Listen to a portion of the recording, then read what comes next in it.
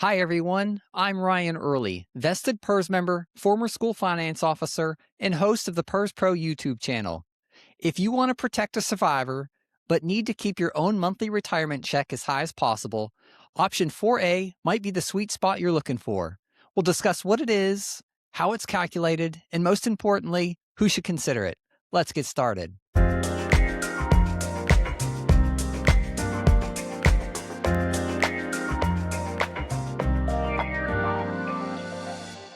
In our last few videos, we covered options 2, 3, and 4. Today, we are focusing on option 4A, the 50% joint and survivor annuity with pop-up provision. Like the options we've already discussed in this category, option 4A is a joint and survivor annuity. This means the benefit is calculated to cover two lifetimes, yours and your named beneficiaries. There are two key concepts to this joint and survivor annuity option. Reduced monthly benefit. To provide for a survivor, you accept a monthly check that is smaller than the maximum retirement allowance option. Survivor protection. In exchange, when you pass away, under option 4A, your named beneficiary will continue to receive 50% of that monthly benefit for the rest of their life. If you are comparing joint and survivor annuity options with one beneficiary, option 4A provides the highest monthly benefit to a retiree because you are only providing a 50% benefit to your beneficiary. How is the monthly benefit amount for option 4A actually determined? The formula starts with your maximum retirement allowance. As we've discussed earlier in the retirement series, this is based on your average compensation, highest 4 years, and your service credit factor, a percentage based on your total years of service. With option 4A, PERS applies an actuarial reduction to that maximum retirement allowance amount. This reduction is calculated based on the ages of both you and your beneficiary at the time you retire.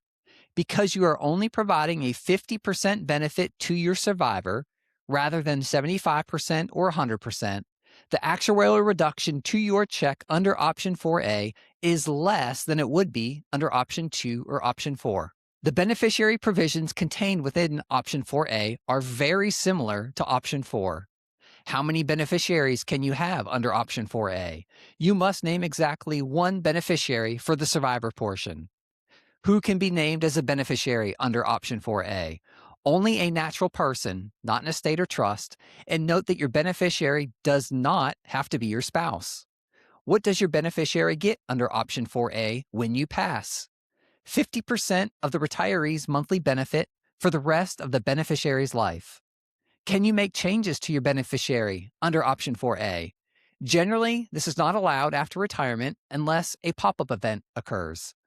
Unlike the maximum retirement allowance option in option 1, where you can name a trust and multiple beneficiaries, option 4A requires one human being because their life expectancy determines the actuarial reduction. A common question is, if I pick option 4A now, am I stuck with it forever? This is a very relevant question in the case of your beneficiary, such as a spouse passing away before you and you no longer needing the survivor protection. Fortunately, option 4A comes with a pop-up feature. If your named beneficiary dies before you, or if you get divorced and the court awards you the full benefit, your monthly benefit can pop up to the higher maximum retirement allowance option. You must apply, and the timing of applying for the pop-up is important because in the event your beneficiary dies and you file late, the recalculation of your benefits can be retroactively applied for only up to 3 months. Also remember that if you pop up to the maximum retirement allowance option, you still have to name a beneficiary.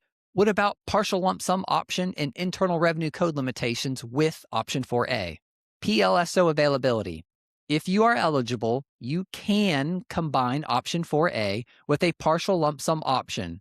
Just keep in mind this will result in a double reduction. One actuarial reduction for the survivor protection and one actuarial reduction for the cash taken up front. IRC limits. One major benefit of option 4A is that internal revenue code limitations will not come into play under any circumstance for younger non-spouse beneficiaries since the survivor benefit is only 50%. So, who should consider option 4A? Here are examples of situations where a retiree should consider option 4A. Retiree with mostly independent spouse.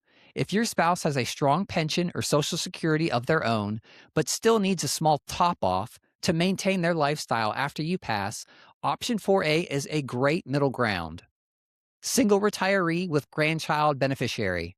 If you want to leave a survivor benefit to a grandchild, option 4A allows you to do so without the IRC penalties that might trigger under option 2 or even option 4. If you are considering option 4A, here are your action items for today. 1. Request an estimate of benefits. Request your estimate of benefits from PERS, and once you receive your estimate, identify what the monthly benefit amount would be if you selected option 4A, and make sure that amount fits within your retirement spending plan for both you and your beneficiary's lifetime. 2. Talk to your beneficiary. Ensure they understand that the benefit under option 4A is for both your and their lifetime, although their benefit is 50% of yours, and that the benefit available under option 4A to you will be less than what is available under the single life annuity options. 3. Review your beneficiary. Ensure your beneficiary information is current. Remember, you can only select one under option 4A, and if updates are needed, file Form 1B with PERS. In our next video, we'll provide an overview of PERS option 4B and who should consider it. Please make sure you subscribe so you don't miss this and other videos in our new retirement series. If you found this video helpful, you can thank me by hitting the thumbs up button and sharing it with other PERS members.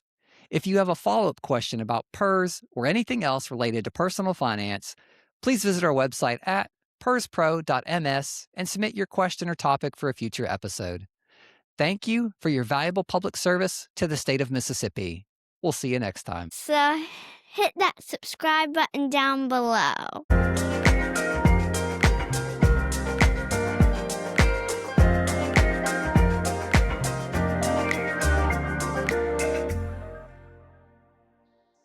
Disclaimer, this video is for educational and informational purposes only.